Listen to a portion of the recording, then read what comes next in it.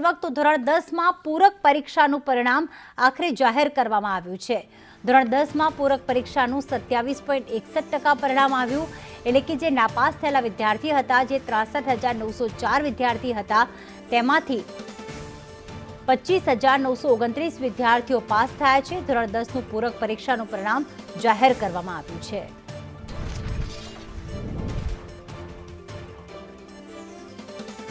તો 1 અને 2 વિષયમાં નાપાસ થનાર વિદ્યાર્થીઓ તે જ વર્ષે પૂરક પરીક્ષા આપી શકતા હોય છે, અને 2 થી વધુ વિષયમાં જે નાપાસ થનાર વિદ્યાર્થીઓ હોય છે તેમણે બીજા વર્ષે પરીક્ષા આપવાની રહેતી હોય છે। પરંતુ પૂરક પરીક્ષા જો એ જ વર્ષે થઈ જાય તો એ વિદ્યાર્થીઓનું આખું વર્ષ બગડતું નથી।